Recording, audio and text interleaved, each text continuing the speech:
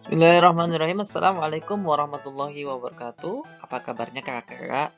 Hari ini semoga kalian dalam keadaan yang baik-baik saja.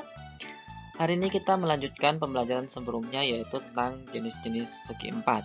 Sebelumnya kalian telah mempelajari tentang hubungan antar garis yang membentuk sebuah segi empat. Nah, maka pengetahuan kalian tentang hubungan antar garis tersebut sangat membantu kalian ketika memahami jenis-jenis segi empat ini ya. Kalian akan menggunakan sifat sejajar dan tegak lurus itu untuk memahami jenis-jenis segi empat yang akan kita pelajari. Dalam Al-Quran Surat Al-Jin ayat 28, Allah Subhanahu wa Ta'ala berfirman bahwa Dialah yang menghitung segala sesuatu satu persatu. Jadi kita diharapkan untuk teliti ya ketika mengerjakan sesuatu. Jadi dalam pembelajaran matematika ini semoga kalian bisa lebih teliti sehingga kalian bisa memahami konsep matematika dengan lebih baik. Baik kakak-kakak, kita akan membahas 3 tujuan pembelajaran pada hari ini, yaitu yang pertama, memahami definisi trapesium dan cara menggambarnya, kemudian memahami definisi dan sifat jajar genjang, dan menggambar dengan memanfaatkan definisi dan sifatnya tersebut. Dan yang ketiga, memahami definisi dan sifat belah ketupat, serta menggambar menggunakan definisi tersebut. Jadi ada 3 ya. Baik, kita langsung saja ya. Kita mulai dengan sama-sama membaca basmalah. Bismillahirrahmanirrahim. Oke, nah ini ada segi empat yang ada di halaman 160 ya. Kalian bisa melihat bahwa dari segi empat contoh tersebut ada beberapa yang memiliki sepasang garis sejajar. Yang manakah? Apakah yang A? Yang A ini tidak memiliki sepasang garis sejajar. Yang B? Ya, benar. Yang B ini memiliki sepasang garis sejajar ya. Satu ini ya, sepasang ini ya. Kemudian yang C, ini memiliki 2 pasang. Jadi bukan yang ini ya, karena ini 2 pasang, yang diminta sepasang. Nah, ini juga 2 pasang ya. Kalau ini yang E sepasang, sama seperti ini ya. Ini bukan, karena ini 2 pasang, ini juga 2 pasang, ini tidak ada garis sejajarnya. Ini 2 pasang, ini juga 2 pasang, ini sepasang, dan ini 2 pasang. Jadi yang memiliki sepasang garis sejajar itu hanya 3, yaitu B, E, dan A yang di sini ya. Oke. Nah, apakah nama segi empat yang memiliki sepasang garis sejajar tersebut? Ya, suatu segi empat yang memiliki sepasang sisi yang sejajar dan tidak sama panjang disebut trapesium. Nah, jadi dalam kehidupan mungkin kalian pernah melihat bentuk seperti ini ya. Ini bentuk sebuah trapesium ya. Nah, ini adalah bentuk trapesium yang ada di kaki tiang lampu. Kemudian bungkus popcorn ini juga berbentuk trapesium. Dan tutup lampu tidur ini juga berbentuk trapesium. Walaupun ini jadi bangun ruang nanti ya. Oke. Nah, bagaimana sih cara menggambar trapesium dengan mengetahui bahwa trapesium itu hanya memiliki sepasang garis sejajar? Jadi awalnya tentu saja kita akan membuat sebuah garis sejajar. Nih, sudah ada sebuah garis sejajar ya. Nah, garis sejajar tersebut kemudian kita akan gambar ya sebuah garis yang melewati garis sejajar tersebut. Tetapi sebelumnya kita jika diminta menentukan sudutnya, maka kita boleh mengukurnya dengan busur derajat. Misalnya diminta membuatlah sebuah trapesium dengan sudut 60 derajat, maka kalian ukurlah 60 derajat dari sudut garis sejajar yang bawah ini dengan garis yang kalian bentuk. Kemudian kita gambar lagi satu. Misalnya ini nggak ditentukan ya sudutnya berapa, jadi kita kasih garis aja langsung. Nah, setelah itu kita tinggal menghubungkan 2 garis tersebut dengan garis sejajarnya ya. Nah, jadilah sebuah trapesium. Nah, kalau yang ini ada 2 buah sudut siku-siku, maka trapesium ini disebut trapesium siku-siku. Jadi ada 3 jenis sebenarnya ya kak ya. Jenis trapesium itu ada trapesium sama kaki ya. Sama kaki itu kalau dia sama kakinya seperti ini ya. panjang ini dengan panjang ini sama, besar sudutnya juga sama. Nah, itu namanya trapesium sama kaki. Kemudian yang tadi kita gambar ini namanya trapesium siku-siku ya, karena ada sudut siku-siku. Nah, kalau di selain dua itu, yang trapesium yang selain dua ini namanya trapesium sembarang. Ya, kalau panjang ininya beda, kemudian tidak ada sudut siku-sikunya, maka dia namanya trapesium sembarang. Itu ya. Nah, sekarang kita coba lihat lagi contoh-contoh segi empat yang ada di halaman tadi ya. Nah, sekarang pertanyaannya adalah segi empat manakah yang memiliki dua pasang garis sejajar? Kalau diminta tadi kan sepasang nih. Yang ini yang B, E, dan A ini kan memiliki sepasang. Sekarang yang diminta yang memiliki dua pasang. Nah, yang dua pasang kan yang tadinya ya, C, D, F, G, I, A, dan A. Nah, segi empat yang memiliki dua pasang sisi sejajar itu dinamakan jajar genjang ya.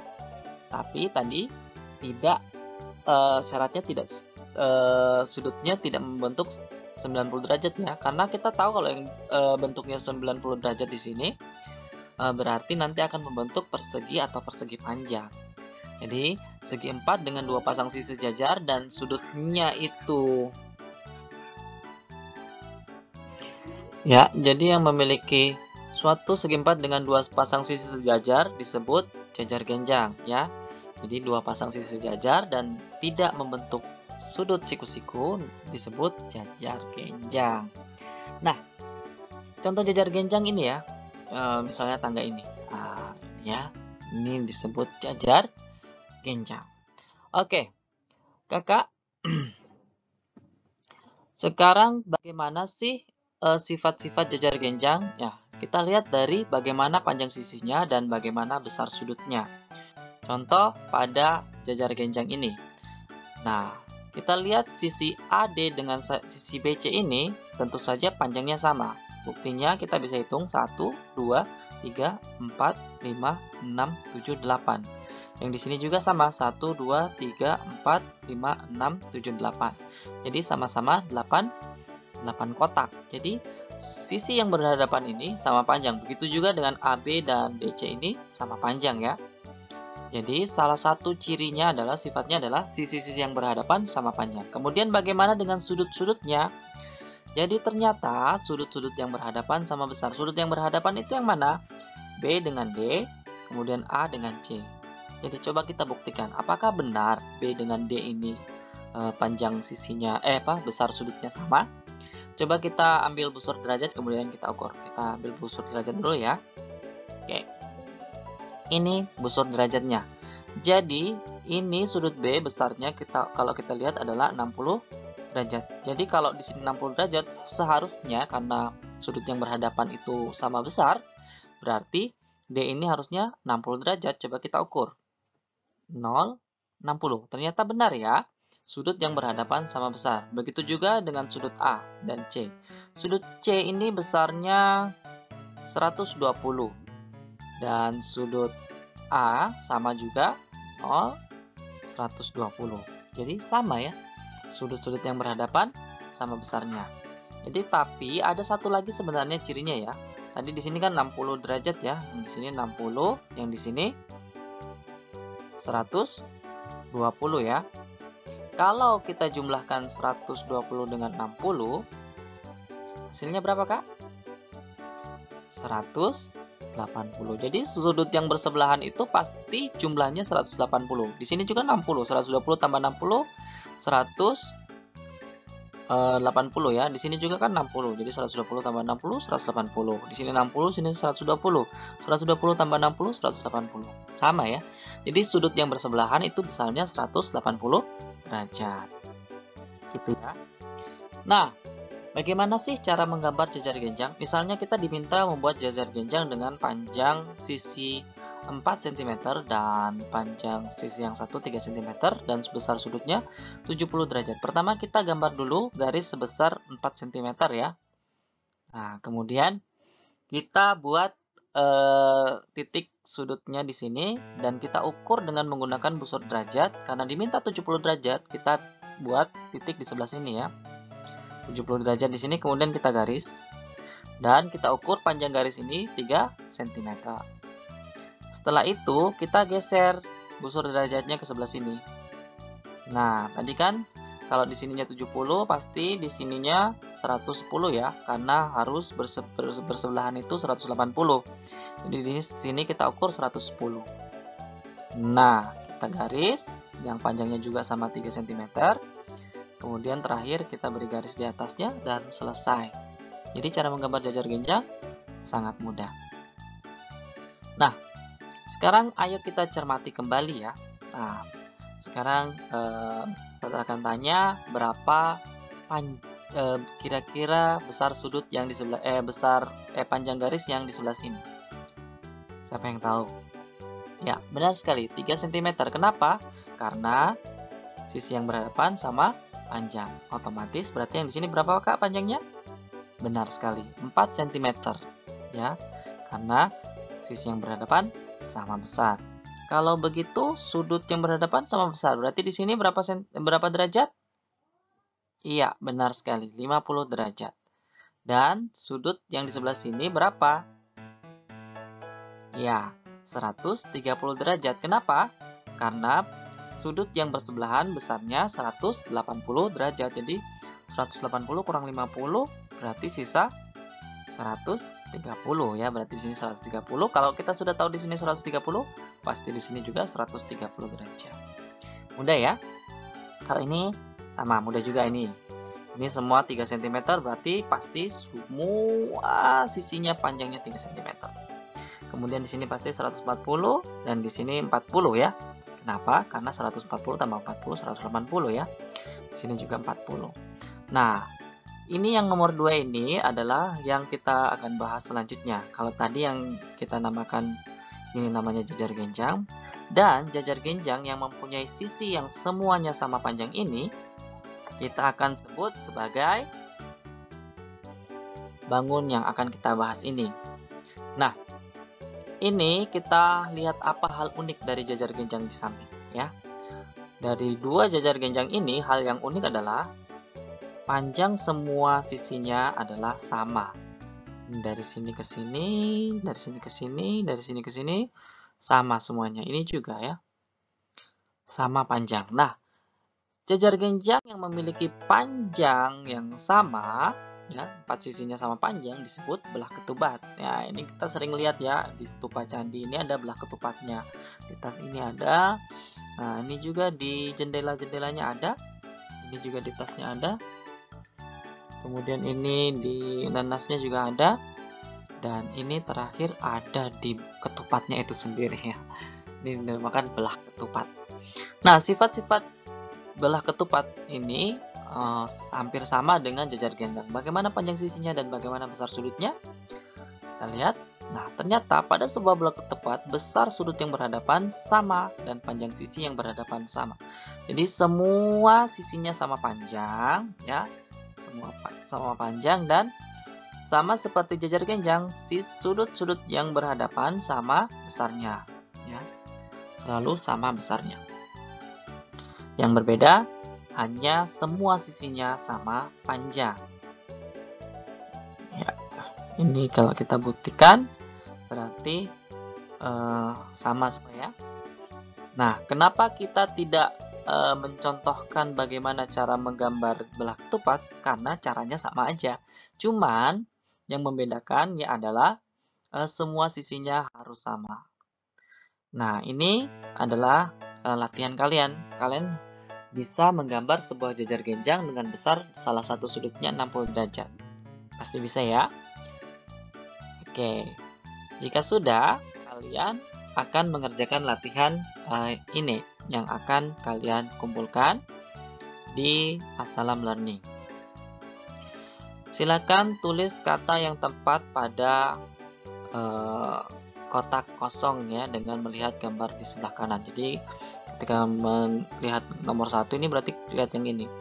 Suatu segi empat yang memiliki sepasang, tadi ini sudah ada clue-nya ya, sepasang sisi berhadapan berhadapannya apa ini namanya? Disebut dengan apa? Ini namanya apa? Ini juga disebut sebagai apa? Ini juga disebut sebagai apa? Nah, yang di depannya itu cirinya. Suatu segi empat yang kedua pasang sisi berhadapannya. Ini apa namanya? Sifat garisnya apa? Disebut apa? Dan yang terakhir, suatu segi empat yang semua kedua pasang sisinya titik-titik panjang, tadi apa panjang ya, disebut apa. Kemudian yang di halaman selanjutnya, di nomor 3, perhatikan jajar genjang di sebelah kanan ini ya. Kalian cukup kerja yang nomor 1 aja.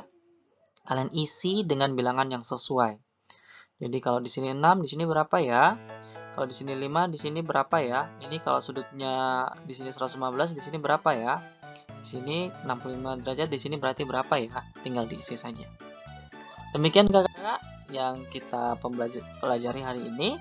Jadi kita sudah lihat segi empat itu ya, dan kita sudah pelajari, dan ternyata dalam kehidupan itu banyak sekali ya manfaat segi empat tersebut ya. Trapesium tadi kenapa di lampu tiangnya di bawahnya bentuknya trapesium, sebagaimana bendungan juga. Kenapa bentuknya itu selalu trapesium semakin besar di bawah ya? Karena bentuk trapesium itu stabil bagian bawahnya karena lebih besar dari bagian atasnya. Jadi memang seperti itu sifat benda yang berbentuk trapesium ya, yang bawahnya lebih kokoh. Kemudian di surat Al-Hujurat ayat 12, Allah Subhanahu wa taala berfirman, ya ayyuhalladzina amanu jtanibu katsiran minadh-dhon inna ba'dadh-dhonni wala tajassasu wala ya'tab ba'dukum ba'dha. Artinya, wahai orang-orang yang beriman, jauhilah banyak dari prasangka. Kenapa Ustadz memberi ayat ini? Karena ternyata tadi kalau kita pelajari segi empat tadi, besarnya sudut itu mempengaruhi namanya. Jadi tergantung sudutnya ya. Sama ketika kita menjalani kehidupan itu tergantung semua dari sudut pandang kita. Kalau sudut pandang kita baik kepada orang ya, kita berhusnuzon, kita berprasangka baik kepada orang, insya Allah kita akan menenangkan hati kita, karena kita menjauhkan diri dari dosa. Karena banyak dari prasangka itu, sesungguhnya sebagian prasangka itu dosa. Jadi jangan banyak-banyak berprasangka. Jadi sudut pandangnya harus diperbaiki. Seperti itu kayak ya. Demikian yang Ustadz bisa sampaikan. Semoga kalian bisa memahami pembelajaran kali ini. Assalamualaikum warahmatullahi wabarakatuh. Jangan lupa mengumpulkan tugas di Assalam Learning.